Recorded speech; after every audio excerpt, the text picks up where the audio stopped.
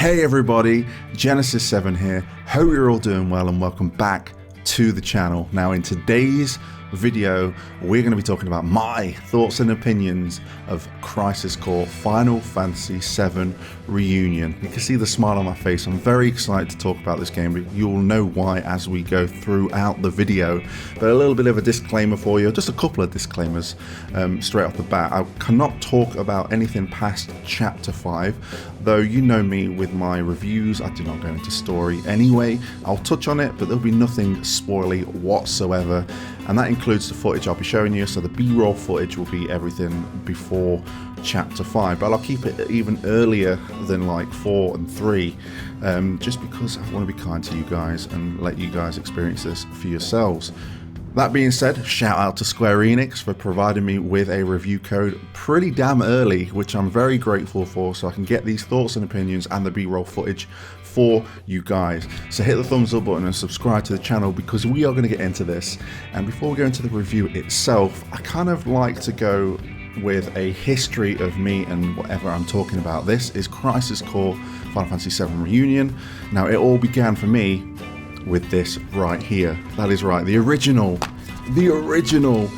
PSP, PlayStation Portable version. Anyone that knows me knows I am a huge Final Fantasy VII fan. That is the game that kind of reinvented the way I looked at games. So ever since that game came out, I've stuck with that game ever since. Whatever side things stem off it, I am there. And obviously we got the compilation of Final Fantasy VII and Crisis Core was included. And yeah, I've got the strategy guide as well. So I'm a pretty huge fan. This is one of my most favorite games, and it's now got like a re-release, which I guess we never thought would happen. We thought it was lost forever. I think we could never buy it digitally on the PSP store, so when it came to getting the PlayStation Vita, we just could not play it officially. It was stuck on the PSP forever. So yeah, I played this game when it came out, and I was in my early teens. I was experiencing a lot of kind of like responsibility, kind of really going into my emotions. I was going through that time of life where everything is new to you as you're kind of transitioning from teenager to adult. And this game hit me in the feels, and Zack was truly kind of like a role model during this time. And I think that's why the game resonated with me so much, and I just completely love the character of Zack Fair. So that is my history. So we'll flash forward, or fast forward to now, the here and now. We got the trailer. When did we get the trailer? Was it earlier this year we first knew about it? I think it was. And I think, like me, everyone else that was a big fan of this was thoroughly excited because Crisis Core was coming to modern systems, and not just like exclusively to one platform. You can get it everywhere. Me specifically, I've played this on the PlayStation 5. I wanted to get that platinum trophy, and just as a disclaimer as well, I've probably named the video something along the lines of I've done everything in Crisis Core Final Fantasy VII Reunion. That is true. I've got the platinum trophy. I've done everything. Played through the game in normal, played through the game in hard, done New Game Plus, I've done all the missions and everything else in between. I won't say any more because we're going into potential spoiler territory when it comes to what I'm not allowed to talk about and what I can talk about, so I'll leave it there. But I'm true to my word when it comes to my thumbnail and my title that you probably clicked on.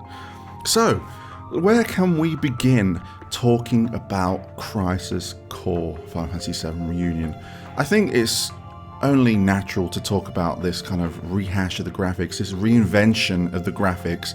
It is truly akin to what Final Fantasy VII Remake looks like. Obviously they're using assets from that game, as well as making assets for characters that weren't in Final Fantasy VII Remake as well. So a lot of work has gone into kind of visually overhaul the graphics, and I'm a big fan. Obviously the OG cutscenes are there, and these have been upscaled. The only noticeable changes is of course the Buster Sword. We know this is just to kind of tie it in and kind of make everything feel in its own realm without it looking very different. They're just, you know, things that happen over time they like to kind of fix. and make sure it all makes sense. Apart from that, the graphics are fantastic, and with me playing on the PlayStation 5, even though when it comes to graphics and frame rate, I don't really mind, but for this game, it really benefits from the frame rate it is putting out. And if you're on PC, you can go ham at 120 frames per second. So yeah, I'm thoroughly impressed with the kind of presentation and graphics of the game. Now, I'm going to kind of switch gears straight away and just talk about story. Very, very briefly. I think you should experience it for yourself. I'm not going to say anything more than that, but I guess linking to story is voice actors, because we have a new cast of voice actors. They've brought over the voice actors that made their debut in Final Fantasy VII Remake, and you know, I don't really have any major complaints. I think they all do very well. It took me a while to get used to Zack's voice actor at the beginning. It really, really reminded me of the voice of Sonic the Hedgehog in the Sonic the Hedgehog movies. Like, if I could watch a cutscene early on in the game, close my eyes, I'm thinking, this is Ben Schwartz, this is...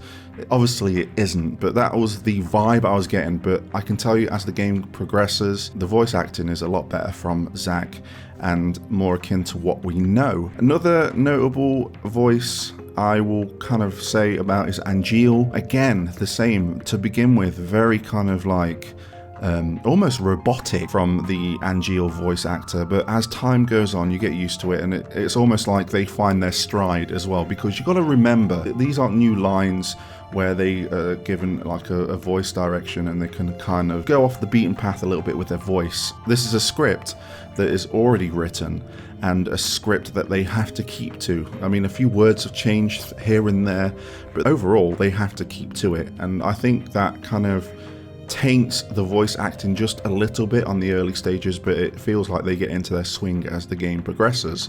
So that's all I'm going to touch on when it comes to story and voice acted. Hey guys, Future Gen here, the one that's editing the video. I completely forgot to talk about music, so I'm just throwing it in here. It's probably a really rough jump cut, maybe I can do it justice, but I'm not recording the whole video again because a lot of that was pretty raw, it wasn't scripted, so I'm just going to throw it in. So music, I think if you're a fan of the original score of Crisis Core, you will not be disappointed here. It's pretty true to the original. They've not beaten off the path. Not much at all, really. More strings, more guitar, a lot more natural. And again, I can't wait for the soundtrack to come out. If you've got the digital deluxe edition, you already have that mini soundtrack to listen to. But yeah, the music definitely gets an okay from me, and definitely brings back the feels of what I felt when I played the original Crisis Core, just there over my shoulder on the PSP. So enjoy the rest of the video. I'm going to go into the meat of this kind of, is it a remake, is it a remaster? I'm calling it just a re-experience for me. That's the combat. The combat is where this game shines. Now, anyone that has played the PSP original are aware of its limitations. We didn't have an extra 2 shoulder buttons. We didn't have a second analog stick. We didn't have the camera controls. So looking back, like, it was a good game, but playing it again in this day and age is very jank. So all of that, I am happy to report, has been improved considerably to the point where combat is just like, this is the selling point of this game, and it's a great place for people to kind of come in as well. So what has changed in combat? Obviously we have full camera control, which is fantastic, so we can really see what's going on, and we can change the sensitivity of the camera as well. We have shortcuts for material. We've seen this leading up to launch with all the trailers and the news posts that we've seen, and I am happy to say that this makes combat so much fun, especially with the loadouts, because you can have up to 5 sets of materia kind of loadouts that you can switch and swap between, and it's really, really fun. I'm thoroughly enjoying myself with the combat. I'm still kind of like trying to do new things, even though I've done everything there is to do. A few things that I just kind of want to kind of tick off my personal checklist, and the combat is just, you will get used to it so fast and just be so satisfied with how rewarding the combat is. What else is there with combat? Well, when we get the Buster Sword, this has been reported in a newsletter as well, so I'm not spoiling anything. It's more akin to Remake, so you have like different modes where you have like almost almost like the Punisher mode, where you will dish out more damage, and if you guard, you will take less damage, which is very beneficial and just gives that little bit of like, just a little bit more flavor to the Buster Sword, because we know how it worked in Remake, and it's nice to see that carried on here. But you're not going to see any footage of that, because that happens after we're allowed to talk about. So yeah, combat is just the shining force of this game. It's so fun, so experimental, especially when you're going through missions and you're trying to work out what the best materia sets are. The fact that you can just kind of go between, just hit that shoulder button and have the shortcuts there available for you is very, very gratifying. And I can't even like fault the items as well. The items follow the traditional kind of go left and right to scroll between them, but it's much easier than pressing left and right on the directional pad like you did in the PSP. You use the shoulder buttons and it all works out all right.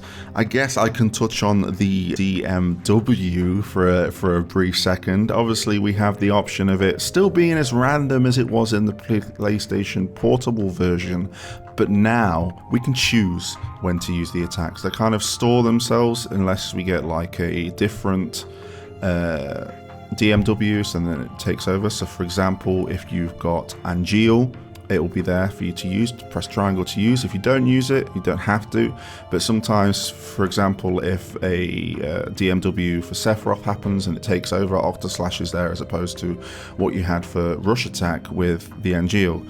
So it's up to you when you use it, but it is as random as it was in the PlayStation Portable version. Also, when it comes to summons, you can use summons and they are stored similar. You press both analog sticks, so you can have both a summon and a character DMW stored ready to use. So I'm going to quickly touch on the randomness of the DMW. You're not going to really find it as frustrating as you did when you played the PlayStation Portable version, but when it comes to the trophies, you may get a little bit frustrated, because I did, and I had to do some old school techniques to be able to, you know, clear that DMW menu. That's all I'm going to say on that one. So I've kind of talked about combat a lot, but I feel like for people coming into this game, that is where it shines, and this is where you'll have the most fun. Let's talk about content. There's a lot there. This is a big game when you do everything, but if you're just there for the story, it's a really nice experience. And I guess I could probably tie this into kind of talking about, like, who is this game for?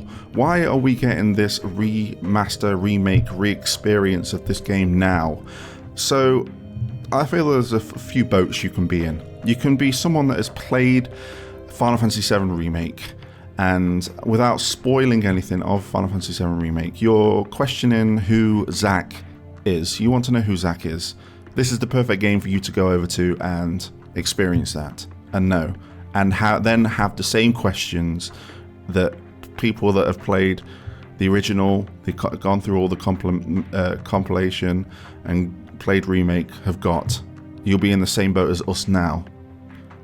That is one of the boats. Another one is, you're like me, you've played everything you can find Final Fantasy VII related, and you're here. It is just a blessing. Like, it's such an experience to re-experience this game. Playing through the story, just having all those feels and really getting to know the character of Zack is where it's at. Again, I'm thinking of making a video on release talking spoilers, because I'm biting my tongue so much because of what I want to talk about, of how I felt playing this game. But I really don't want to spoil it for you guys. I really think you should play it. Come back to the comment section below here. Comment on how you found the game. And then I'll have a link to the spoilery video on release, so we can just talk about how we all feel with this game. So I'm kind of leaving the video in limbo just a little bit.